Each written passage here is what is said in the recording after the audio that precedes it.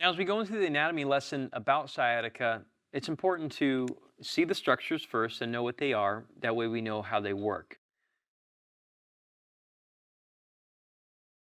Now, this is the whole spine here. The section we're mainly going to pay attention to are the red section down into here. This is the lumbar spine.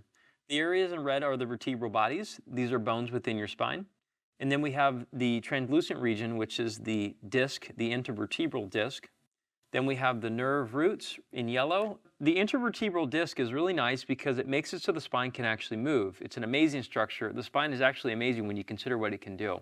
It can become very stiff, but also it can be very flexible. And this is what you're going to want. You're going to want properties of both.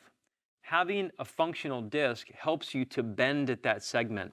If you look right here, this segment, if we bend it too much, it could possibly break or damage. However, to produce movement like side bends, you would move certain sections incrementally to produce the side bend. Having movement in each section of the spine with the disc in the middle of two vertebral bodies allows the spine to flex. Regarding sciatica, the areas that we care most about are these two areas down here, these vertebral bodies, as well as the disc underneath them. The sciatic nerve is created by multiple nerve roots. These two are some of them, as well as other ones that come out below them. Now, in order to get a better look, we're going to take the smaller model here. This is the back side of the spine, and this is the front side of the spine.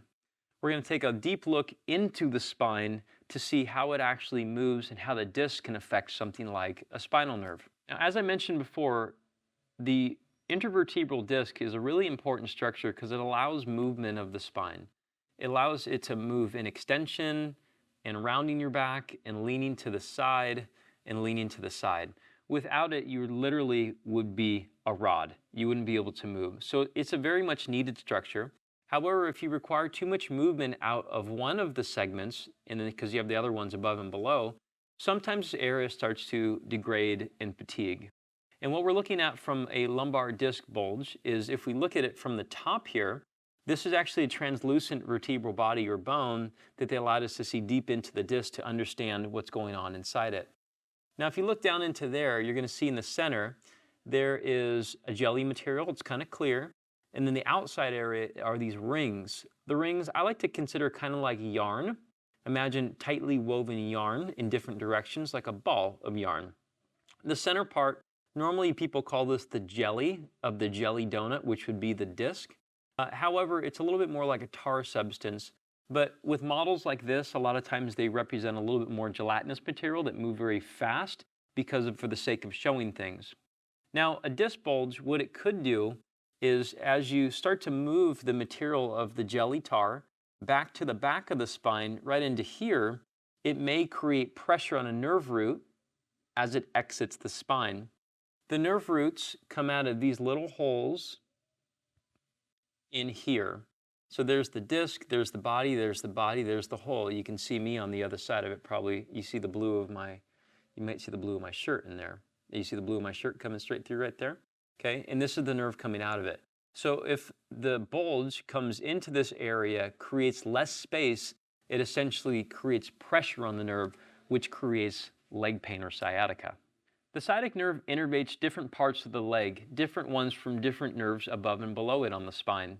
It mainly innervates areas below the knee and on the back side of the leg, the gluteal region, the back of the hamstring or the back of the thigh, the calf musculature, and then the bottom and some parts of the top of the foot. This totally explains why certain areas become tight and painful and uncomfortable when people are dealing with sciatica.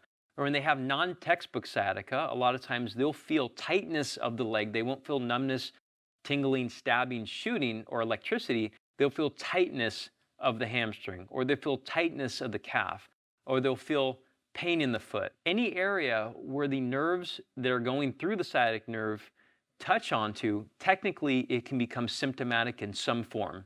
They can be burning, shooting, stabbing, aching, or numbness, tingling, and so on. Now, if you guys need help, we are licensed in different states and offer telehealth services. Reach out to us. Our contact is below. We also have a video in the corner which covers another topic on sciatica that you're going to want to watch. Take advantage, subscribe to the channel. We'll see you next time.